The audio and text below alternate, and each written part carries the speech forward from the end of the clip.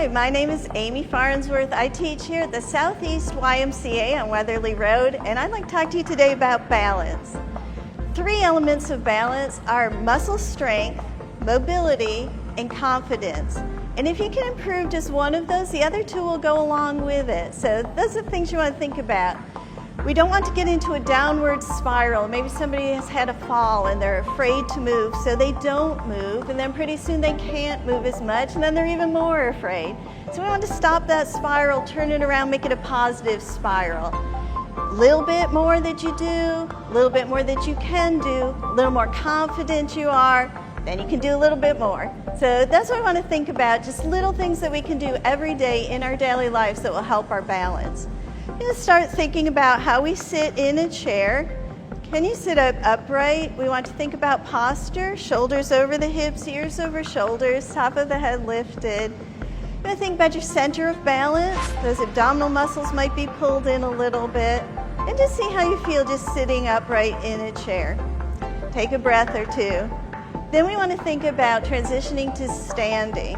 And that's a practice just in itself, getting up off the chair. So you want to think about where your feet are, kind of a little bit in under the knees. You want to think about shifting the weight. And if you've got arms on the chair and want to use your arms, that's great too. But as you practice, you might find that you need your arms a little less and less. The important thing is do everything slowly and carefully. So as we gently shift the weight, use the knees, strong legs to come up, and just take your time.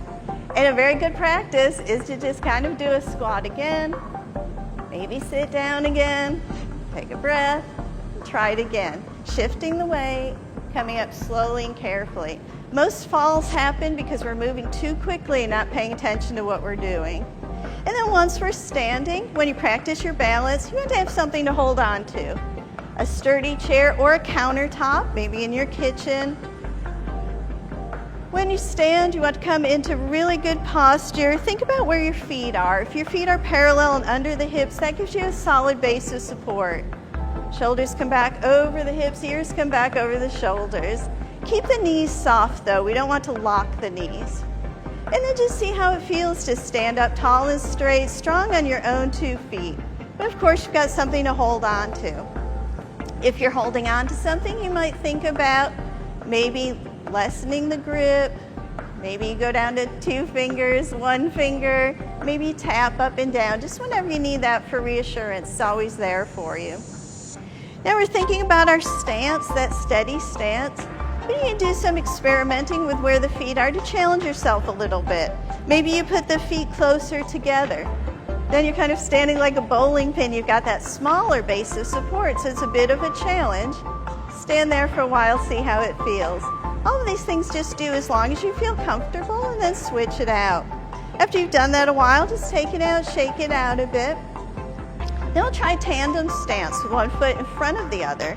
And maybe you line them up like you're on a line, or maybe you have a split stance with a space between the feet, just 1 forward, 1 back. See how you're comfortable. But once you get there, make sure the feet are grounded and the knees are soft. And then if you want, you can try some little things. Maybe move the arms a little bit. Maybe turn the head a little bit. Maybe if you're holding on, you can lift the heels up and come back down. And you do that as many times as you want. Maybe you take 1 foot off the floor so it's 1 foot balance. Or you take the foot to the side and you're a balancing star, or behind you. So play with it. Once you've done that on both feet, you might want to walk that tightrope. Just heel and toe, heel and toe. You only need a few steps forward and a few steps back so you're not too far from your chair or your kitchen counter. And then come back and take a breath. Now, one of the really great things to do for balance is practice standing on 1 foot. Again, you're going to want something to hold on to, but you'll get 1 foot grounded, and then just pick up the other. Maybe time yourself. Our benchmark for a risk of fall is 10 seconds. So if you can stand on 1 foot for at least 10 seconds, good for you. You're at less risk of a fall. If you cannot stand even for 5 seconds, you are a fall risk, so that's something you want to work on. And just feel as long as you're comfortable. Of course, switch, do it on the other foot. But again, something you practice every day. Maybe you're waiting for the microwave to cook your tea in the morning, and you just stand by the kitchen counter, lift up one foot, all good. Then shake it out a bit. Some nice exercises for balance are to lift the heels up and down, and just see how that feels. Take your time. And then maybe you want to hold the heels up and just see how that feels. All good. We like to do some roll-ups where we put one heel forward. Again, hold the chair. And you just roll up and raise the heels up. Roll back, raise the front toes. We do that a few times. This is working the ankles and challenging the balance. Nice. Shake it out and breathe. And then you want to think about stepping. So maybe you take a few steps forward and a few steps back. Maybe you take some side steps. Maybe you take a little faster. Just see what's working for you. You also want to think about how you turn around. Have something to hold on to if you need to. But we want to take it slowly, just turning one foot, turning the other, and just taking as many steps as you need. Now, ideally, if you can do that in 4 steps, that's great. But take as many as you need just to practice with that. You might also want to do some lunges so you can feel yourself stepping forward and feeling that weight shift, and then coming back. Let me try that to the side. Let me try it behind. It's all good. You want to think about that movement, that mobility in your hip. So you can do some little swings.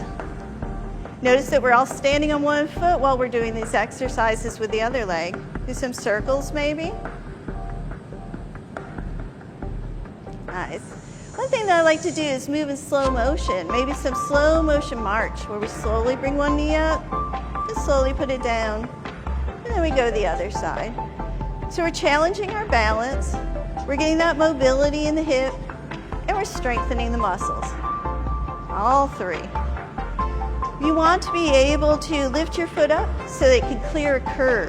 So I like to practice stepping forward in slow motion and then bringing it back again. You want to have that mobility and that strength and that balance.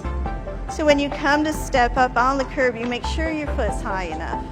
Don't want to trip over it. All good. So those are the basic things that you want to do. Practice when you have time. Do those simple movements. Basically just be confident, be strong, be balanced. Take care of yourself. Thanks.